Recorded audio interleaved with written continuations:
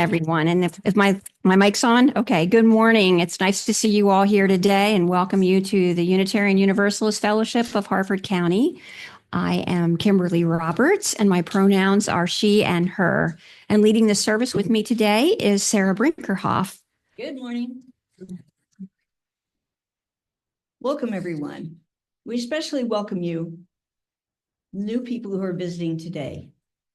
If you can stay around for coffee and conversation after the service, it would be great to get to know you better. And you should hurry back because there's some brownies.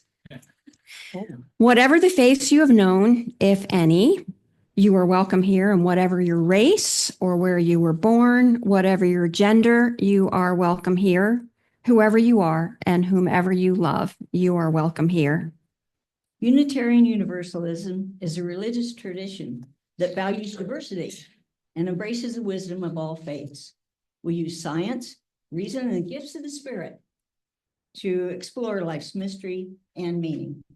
We gather in community to restore the balance of our spirits, to celebrate the joys of life, and to find the strength to meet our sorrows. And in the earliest meaning of the word worship, to consider ideas that are worthy of our time and attention. In this tradition, we know that people need not think alike to love alike. During the month of May, our learning and worship theme has been imagination. This morning, we're going to be exploring the possibilities of poetry that reimagines and inspires our lives. As poet Diane de Parma declares in her poem Rant, the ultimate famine is the starvation of imagination. Please join us as we celebrate many collective imaginings during this, our annual poetry service.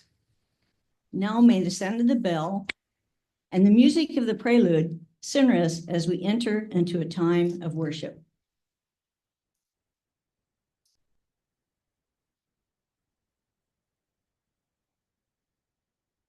We have cleared off the table, the leftovers say, wash the dishes and put them away. I have told you a story and tucked you in tight at the end of your knockabout day. As the moon sets its sails to carry you to sleep over the midnight sea, I will sing you a song no one sang to me, may keep you good company. You can be anybody that you want to be, whoever you will. You can travel any country that your wild heart leads, and know I will love you still. You can live by yourself, you can gather friends around, you can choose one special one, and the only measure of your words and your deeds will be the love you leave behind when you're done. Some girls will be strong and bold, some boys quiet and kind. Some will race on ahead and some follow behind. We all grow in our own space and time. Some women love women, some men love men. Some raise children and some never do. You can dream all the day, never reaching the end. Everything possible for you. Can be anybody that you want to be. Love whoever you will. You can travel any country where your wild heart leads, and know I will love you still. You can live by yourself, you can gather friends around, you can choose a few special ones. And the only measure of your words and your deeds will be the love you leave behind when you're done. Don't be read by names, by taunts, by games. Seek out spirits kind and true. If you give this old world the very best of yourself, it will return the same to you. You can be anybody that you want to be. You can love whoever you will. You can travel any country that your white heart needs and know that will love you still. You can live by yourself. You can gather friends around. You can choose one special one. But the only measure of your words and your deeds will be the love you leave behind when you're done. Be the love you leave behind when you're done.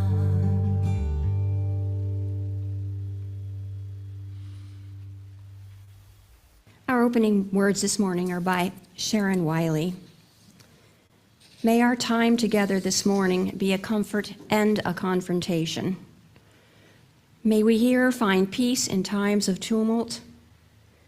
May we here invite tumult into lives of peace. May we find calm in times of restlessness.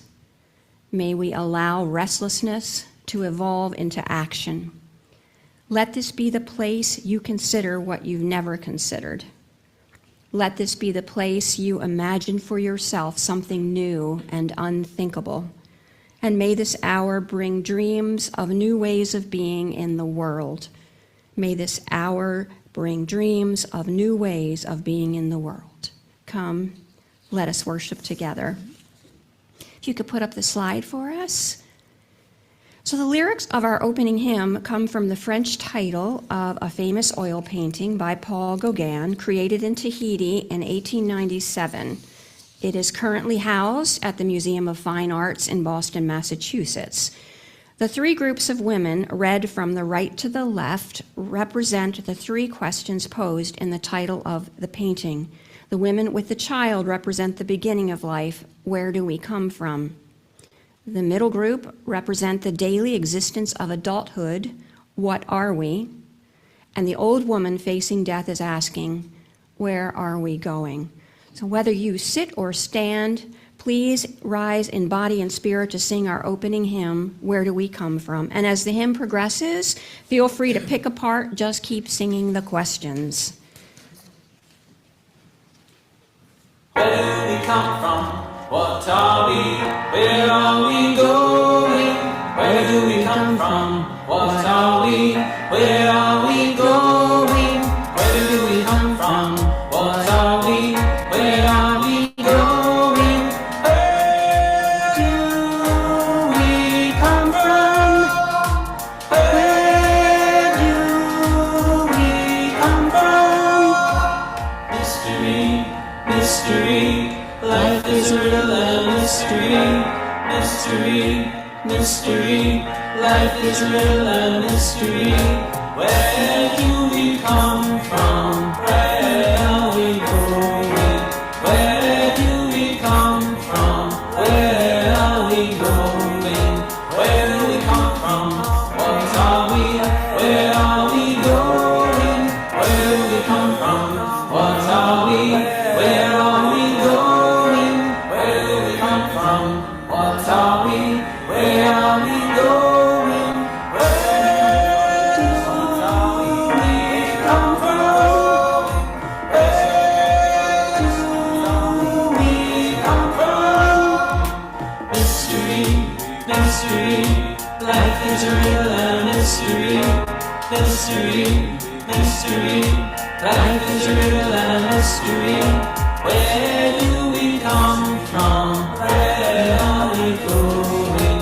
Where do we come from? Where are we going? Mystery, mystery. Life is a riddle and a mystery.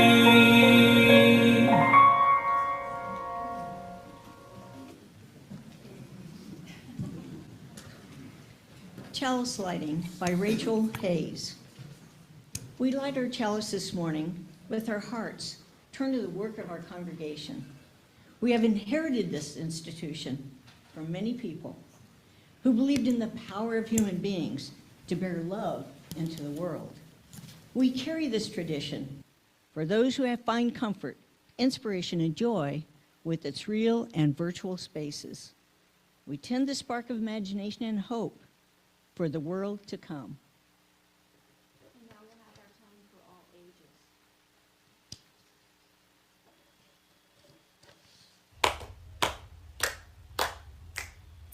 Who will I be? Who will I be? What will I see What will I see in this great world? in this great world? Who could be free? Who could be free? And what will I build? What will I build? What will I find? What will I find? My story begins Story begins inside my mind. inside my mind. Who will I be? Who will I be? And what will I see What will I see in this great world? in this great world? Who could be free? Who could be free? What will I build? What will I build? And what will I find? What will I find? My story begins Story begins inside my mind, inside my mind. in my imagination. My imagination. What is an imagination? Lucy, do you know what imagination means? I think imagination is what helps people create new things all the time. Because you can't create new things if you can't imagine what you want them to be. That is absolutely true, Jacob. Everything human made was an idea first. You know, one of my favorite imaginers in history was Leonardo da Vinci. I loved that he imagined that human beings could fly hundreds of years before we figured out how to do it. And Dr. King is another great imaginer. His speeches about the dream that he had outlined a vision for how people could live better together in this country. It was all about having that vision first and then finding the words to communicate it, and then being inspired to certain actions that would bring it closer and closer to reality. Do you like to make up stories when you play with your magnets or when you play with your babies? That's using your imagination, thinking of stories and characters who are doing things all inside your mind. It's amazing. We have movies playing in our minds all the time. And it's really important to be the director of our movies, to recognize that we can tell ourselves stories that make us feel good or stories that make us feel bad. And we get to choose which thoughts we have. We just have to practice deciding how we use our imaginations. Can you think of something that maybe doesn't exist yet, or that no one has ever seen, but that could make your life better or make the world better for those of us who are sharing it? I would love to know what kind of ideas you have about how the future could be, and that you're already starting to imagine, and that one day all of us will see. Who will I be? Who will I be? And what will I see What will I see in this great world? in this great world? Who could be free? Who could be free? What will I build? What will I build? And what will I find? What will I find? My story begins Story begins inside my mind, inside my mind. in my imagination. My imagination.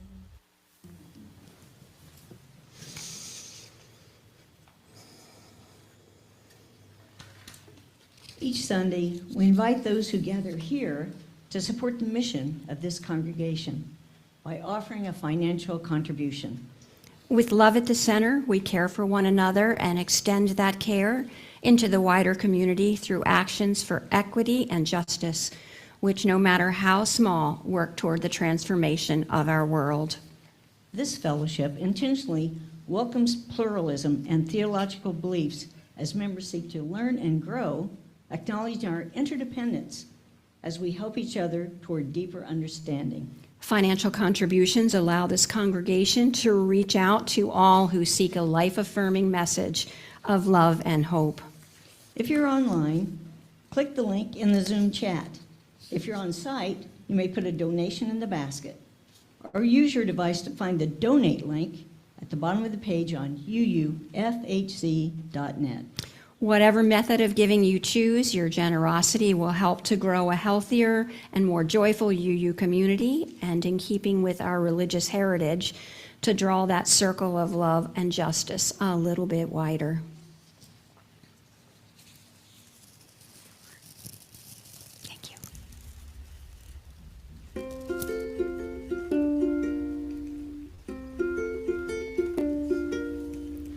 Why are there so many songs about rainbows, and what's on the other side? Rainbows are visions, but only illusions, and rainbows have nothing to hide. So we've been told, and some choose to believe it. I know they're wrong, wait and see. Someday we'll find it, the rainbow connection, the lovers, the dreamers, and me.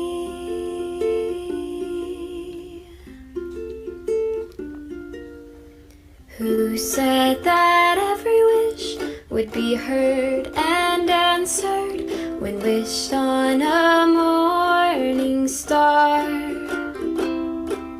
Somebody thought of that, and someone believed it. Look what it's done so far. What's so amazing that keeps us stargazing? What do we think we might see? Someday we'll find it, the rainbow connection, the lovers, the dreamers, and me.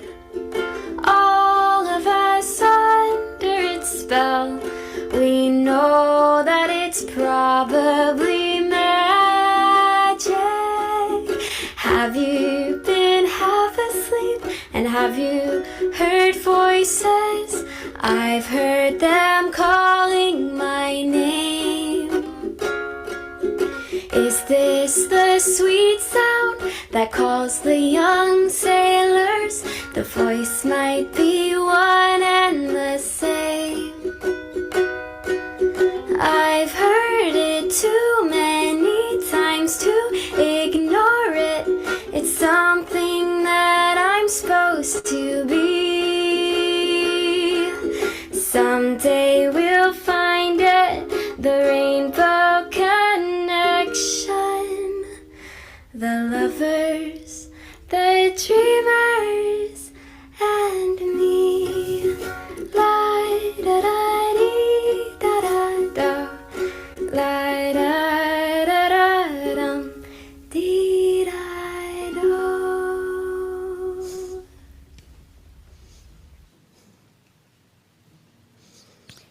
As we lean even more deeply into our mission as Unitarian Universalists, we renew our commitment as a community to respond out of deep care for one another. Now's the time to briefly share a joy or a sorrow, a gratitude, something that you're carrying deeply within your heart this morning. If you're on site in the sanctuary, please come to the front and you can speak into that microphone while Sarah lights a candle. And if you're on Zoom, please use the chat function to share, and I will read it aloud as Sarah lights a candle.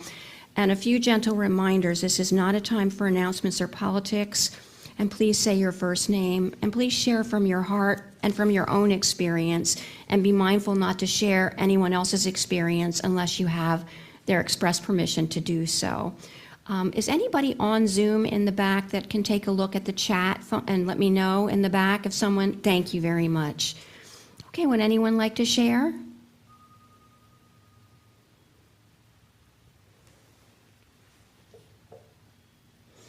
I'm going to share the poem that inspired this service, Rant, by Diane de Prima, from her Pieces of a Song. You cannot write a single line without a cosmology laid out before all eyes.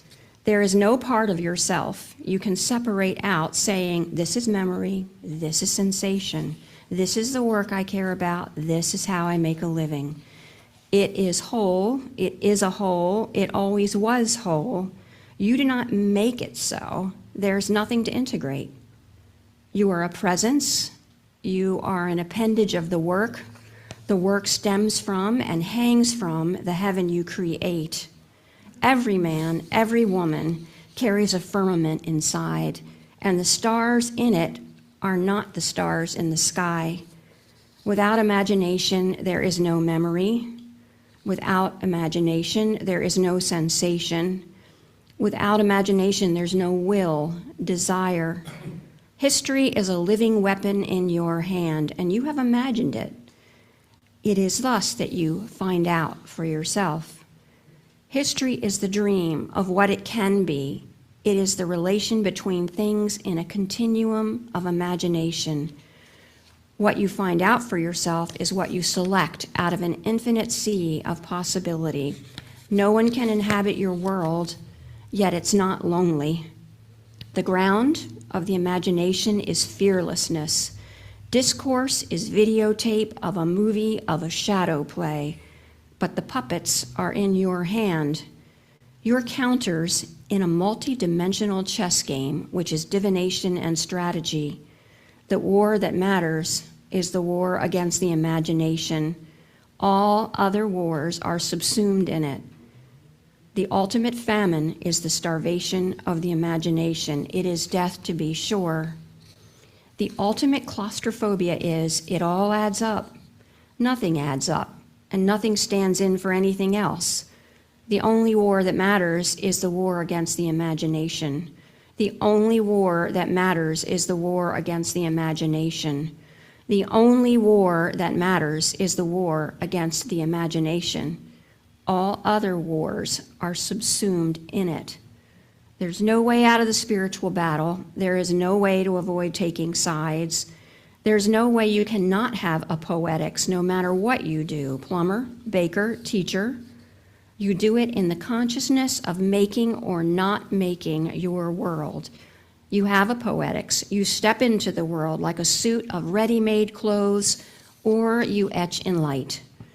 Your firmament spills into the shape of your room, the shape of the poem, of your body, of your loves. A woman's life, a man's life is an allegory. Dig it.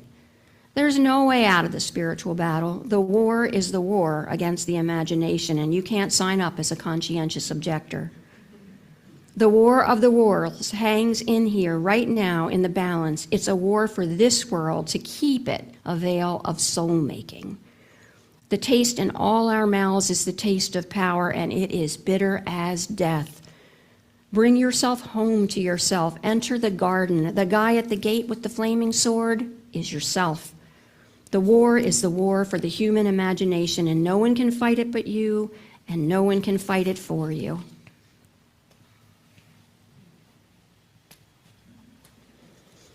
Wow.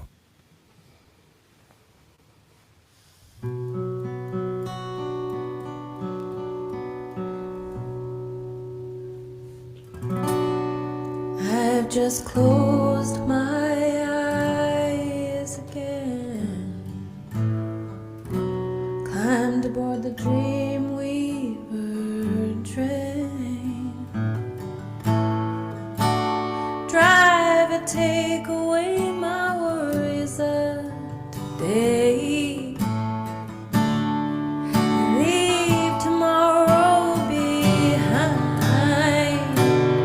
Ooh, dream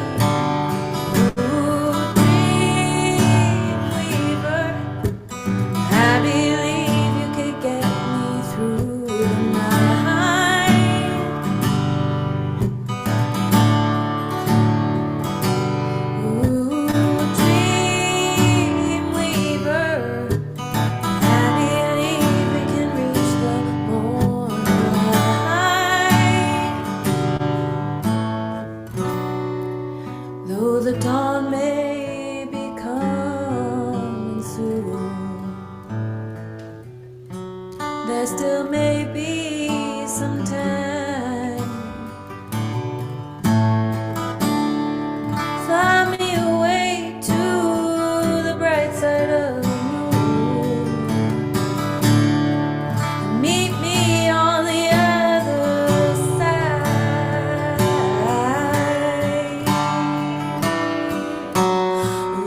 Ooh, dreamweaver, I believe you could get me through the night.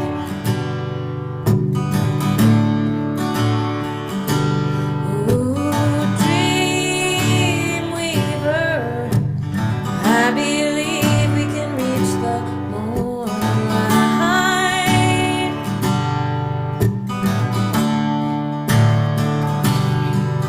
Dreamweaver.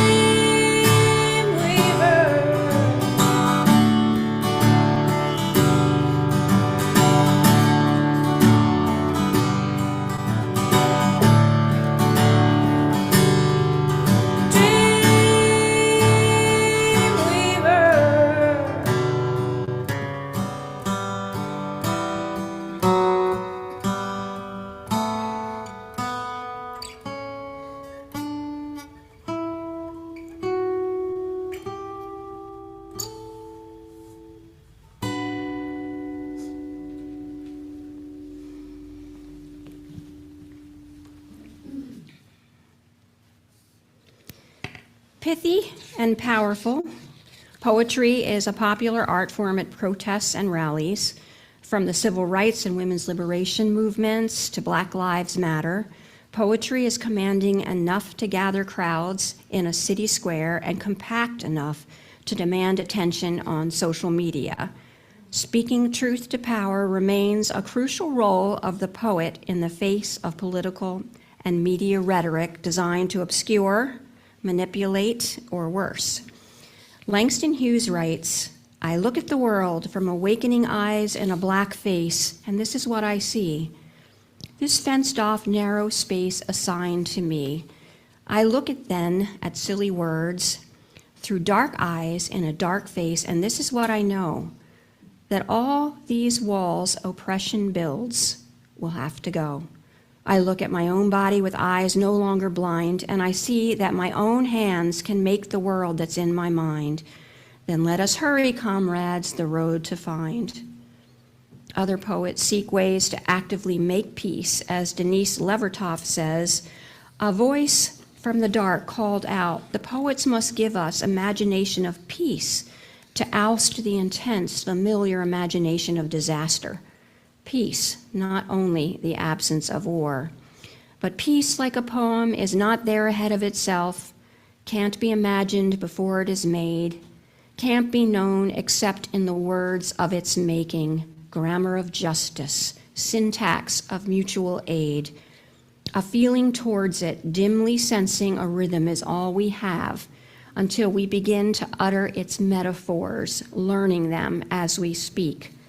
A line of peace might appear if we restructured the sentence our lives are making, revoked its reaffirmation of profit and power, questioned our needs, allowed long pauses. A cadence of peace might balance its weight on that different fulcrum. Peace, a presence, an energy field more intense than war, might pulse then, stanza by stanza into the world. Each act of living, one of its words, each word a vibration of light, facets of the forming crystal." At a detention center to offer creative writing courses as part of her Poet Laureate Fellowship from the American Academy of American Poets, writer and poet Charlotte Pence demonstrates why poetry is necessary and sought after in moments of crisis. The young woman's face was reduced to the tiny slit of a window that the juvenile detention facility's door had given her. Too small to even show hair, it revealed only the nose, squinched eyes, and an open, angry, pink mouth. She screamed about how she would kill us all, and so we put our heads down and wrote. It was all we could do. The young woman behind the door was being punished, unable to leave her room to join us, but she could see us, for each of their individual rooms were at the perimeter of this large classroom. I wasn't sure what the students would be able to write under such circumstances. Yet when it came time to share, one student read these incisive lines: "I figure myself as a rescue dog that's been left alone for too long, and that's why I chose wrong." Another compared herself to macaroni that is hard in places, soft in others. "Some like me and some don't," she wrote matter-of-factly. And one poem stays with me because of its refusal to end on a positive note. The poem begins with these lines: "Sometimes I feel like an hourglass, slowly ticking away with time. What follows is the wish to turn my hourglass over and rewind." But the poem acknowledges how such a wish is only a wish and ends with these anticlimactic and honest words. So therefore, time continues. With all other poems, I was struck by two things: the startling figurative language and the brutal honesty. In a system designed to reduce them, to render them invisible, these young women insisted on their presence and their right to be heard. This insistence to be heard, especially in a system that twists truth and reduces people, correlates all too well with what is happening now.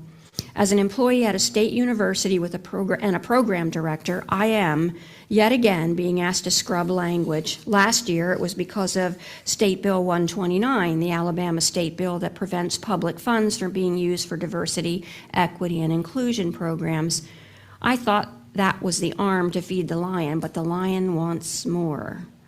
I thought that was the arm to feed the lion, but the lion wants more. For those of us receiving federal funds, there is a new list of banned words that includes accessible, Native American, and pregnant persons. When the teenagers read their poems, I was reminded of poetry's great power to hold space for what others have tried to silence. Poetry itself is fundamentally a resistance against oppression. That is hardly a new thought, but in the grips of hopelessness, it can feel far afield, quaint, even insufficient. These young people reminded me what resilience and resistance look like. Their poetry was a place where they could say what they wanted to say. It was a place where others validated their emotions.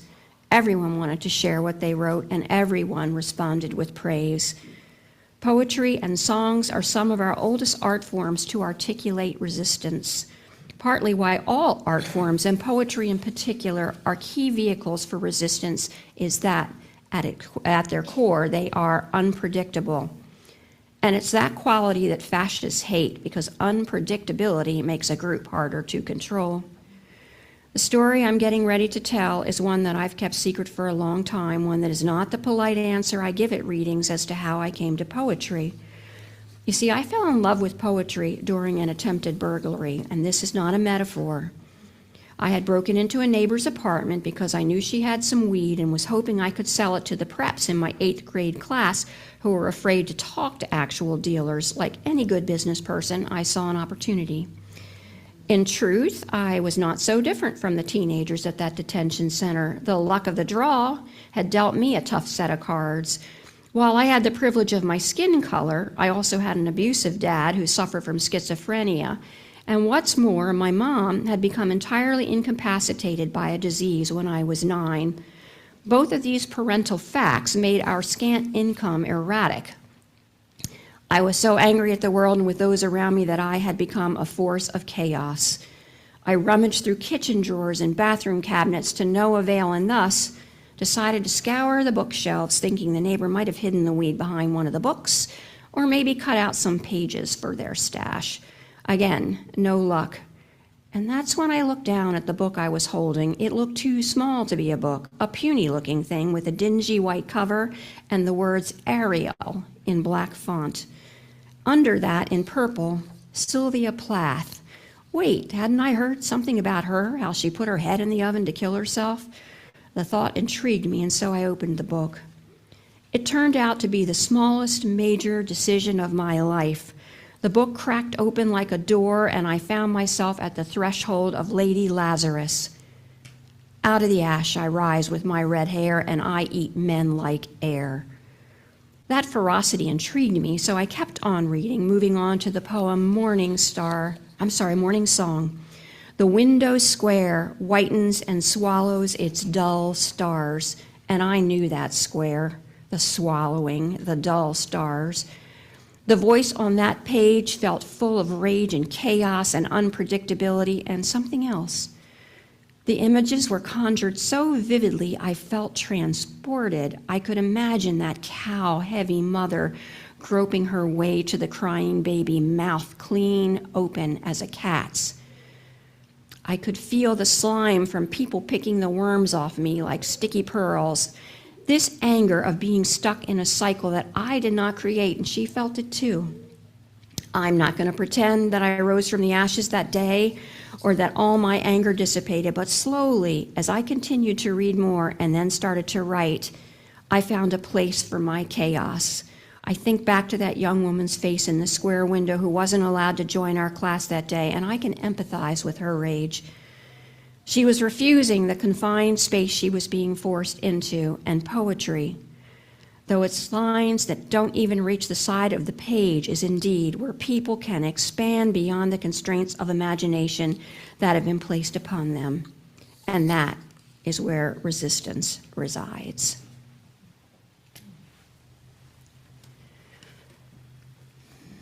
One, two, three.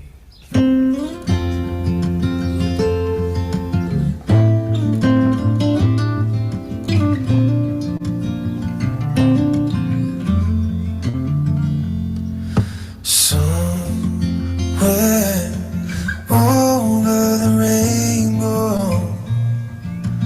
way up high, there's a land that I've heard of once in a lullaby.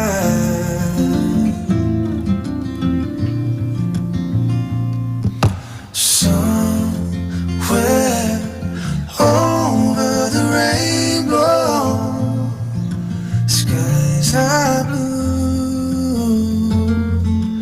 and the dreams that you dare to dream really do come true.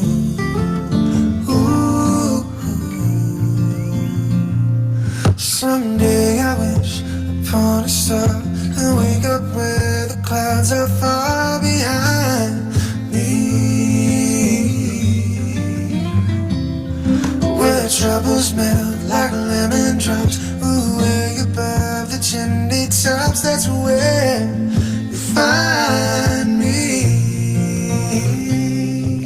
Somewhere over the rainbow, bluebirds fly, birds fly over the rainbow. Then why can't I?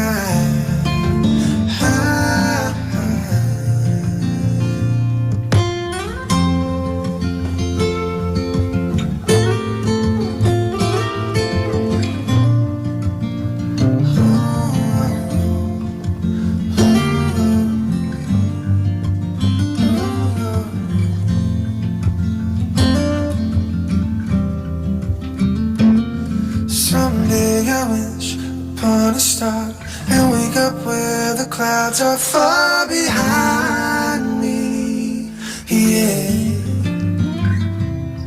where troubles melt like lemon drops. Ooh, way above the chimney tops, that's where you find me. Somewhere over the rainbow, way up high, there's a land that I've heard of once in a lullaby.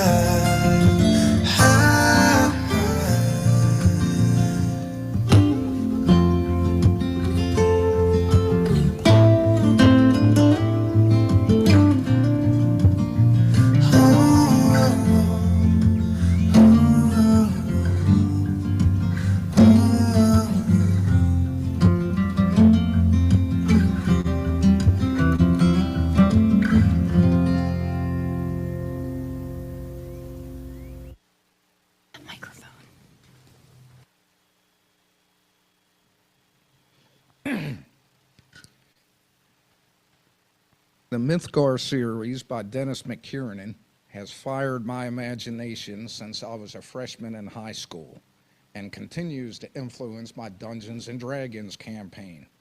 And this poetic excerpt from Eye of the Hunter is no exception. And these works have cultivated my sense of social justice, reading about how these folk of different races interact with each other and other cultures.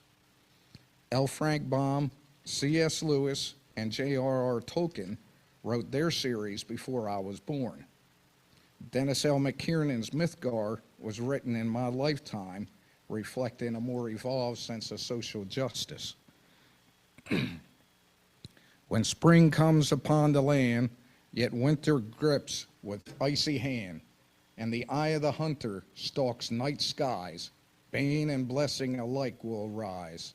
Lastborn, firstborns of those who were, stand at thy side in the light of the bear. Hunter and hunted, who can say which is which on a given day? Rael Crystal Seer of Arden from Eye of the Hunter.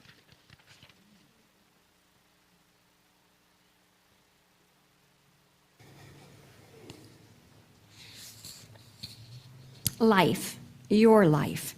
This poem by Lucille Clifton celebrates the possibility of making it up as you go along. Won't you celebrate with me what I have shaped into a kind of life? I had no model, born in Babylon, both non-white and a woman. What did I see to be except myself? I made it up. Here on this bridge between starshine and clay, my one hand holding tight my other hand. Come celebrate with me that every day something has tried to kill me and has failed.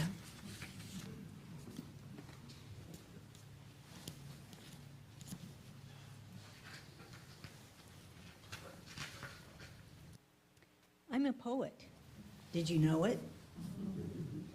But I didn't write this poem. I chose it because I like the content. It's about our souls should have precedence over our looks. And that we as people should be able to see our souls way before we die. And I thought it was kind of funny. So I want to share it with you, and I hope you enjoy it. And it's by Reverend Tess Baumberger, called Soul Lifts. Wouldn't it be great if you could take a picture of your soul? Then when your mother wanted to brag about you, she could hold it up and show people the picture and say, "That's my daughter. Doesn't she have a beautiful soul? All sparkly and many-colored, flowing all around." Wouldn't it be great if we walked around surrounded by souls so that they were the first things we would see instead of the last? Then people would judge us by who we really are rather than how we look, our bodies or our faces. Imagine no more racism, ageism, sexism, fatism, shortism, homophobia. Imagine falling in love with who a person is just by looking at them. It would be kind of a cloaking device, hiding physical faults or defects, even imperfections. I want it to be mandatory. Then people would work at making their souls more attractive instead of their bodies or their faces. Imagine people knowing by your soul that you really need a hug. Imagine people helping each other and their souls changing colors and growing. Imagine soul gyms with exercise to get your sagging soul in shape.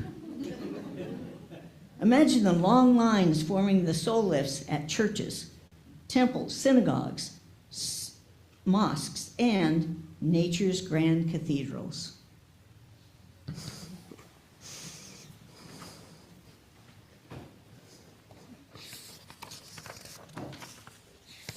Sometimes we need a reminder to reimagine ourselves as the beautiful beings that we are, living our not-so-ordinary lives, as poet Galway Kinnell shares in his poem, St. Francis and the Sow.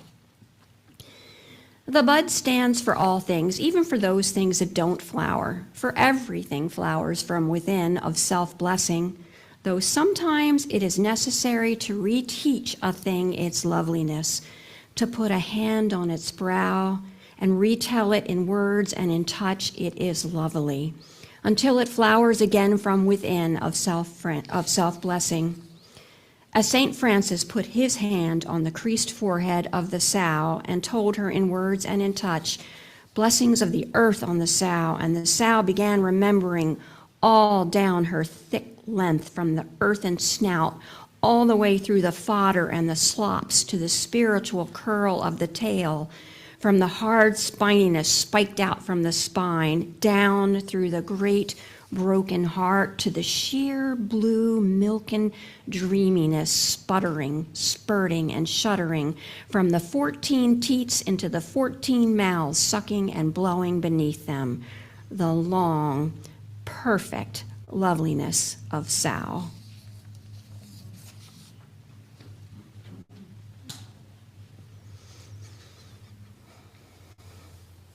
We all have so many boundaries, and this poem has a different twist using the imagination.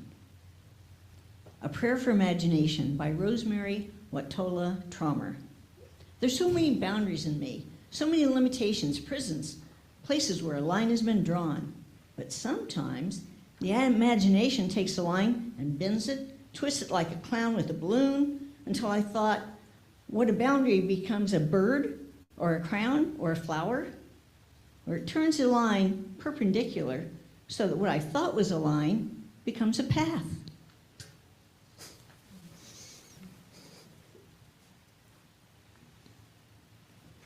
Poet Roger Robison writes of keeping an imagined paradise in your pocket.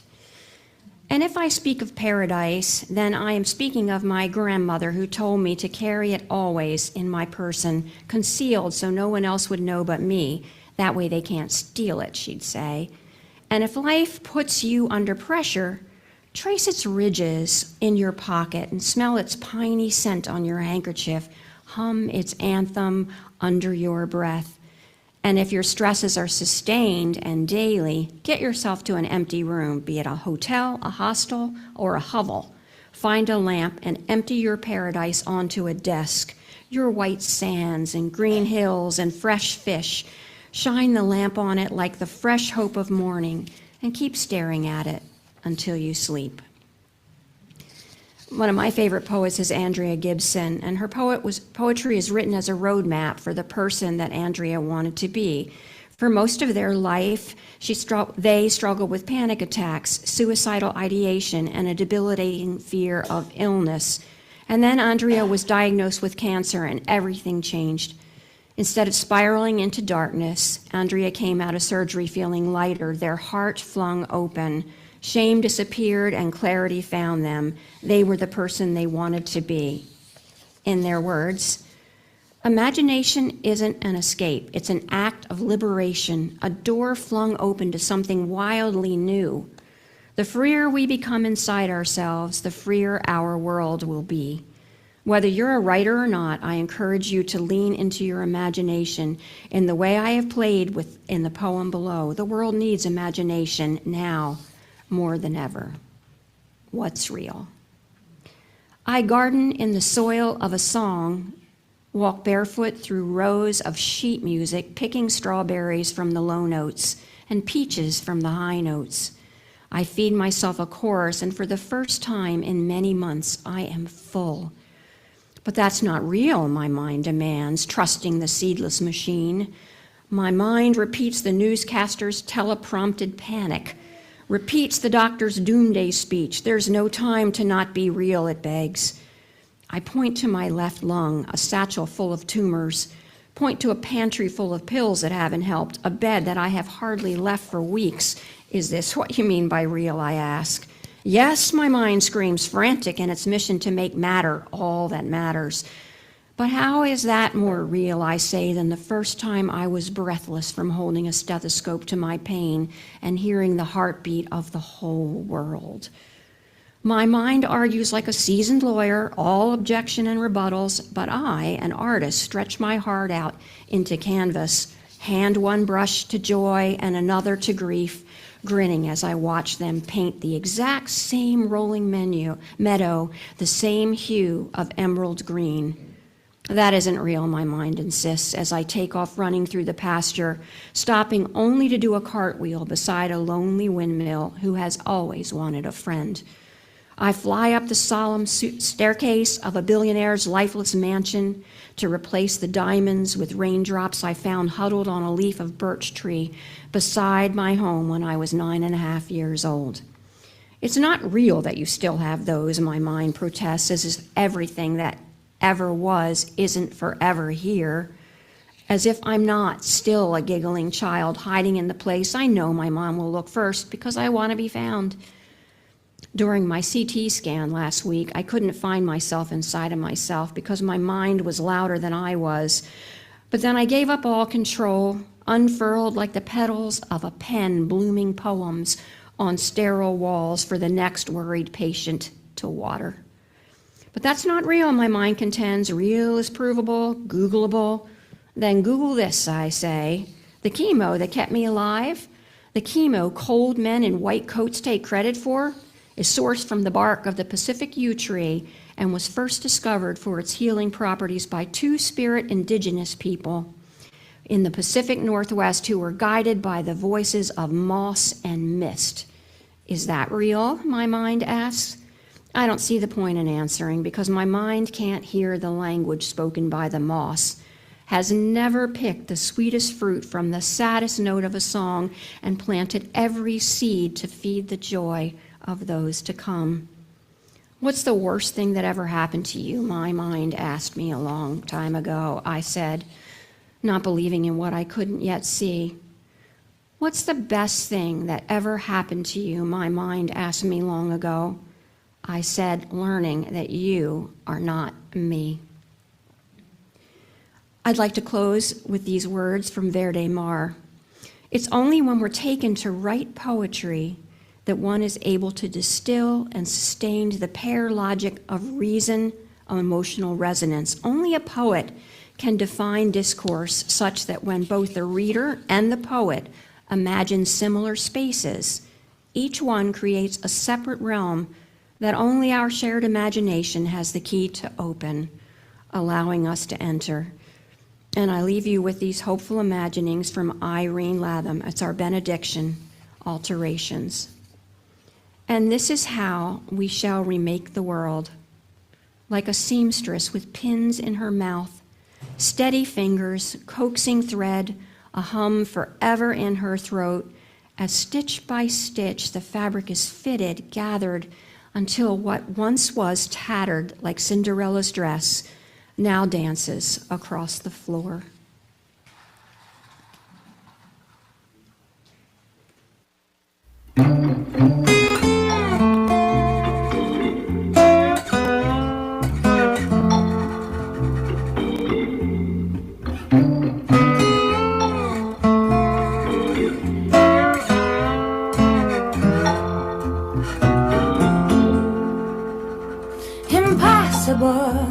For a plain yellow pumpkin to become a golden carriage. Impossible for a plain country bumpkin and a prince to come in marriage. And 4 white mice will never be 4 white horses. Such folderol and fiddle-dee-dee of courses. Impossible. But the world is full of zanies and fools who don't believe in sensible rules and won't believe what sensible people say. And because it's daft and dewy-eyed dopes keep building up impossible hopes, impossible things are happening every day.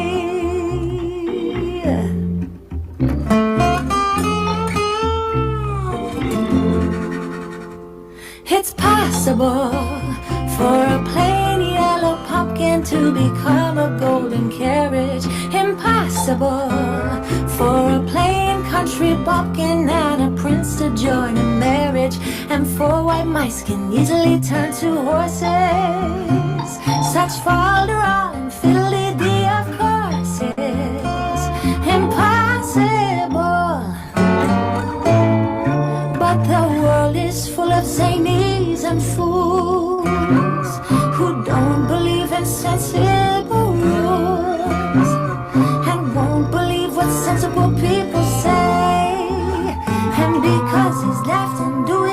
adults keep building up impossible hopes, impossible things are happening every day.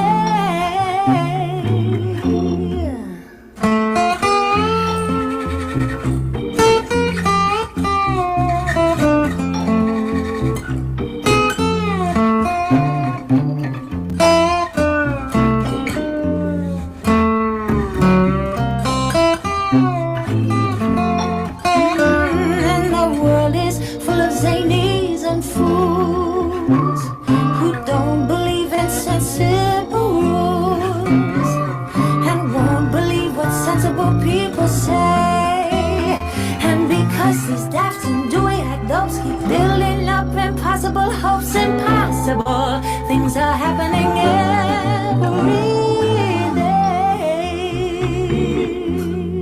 every day.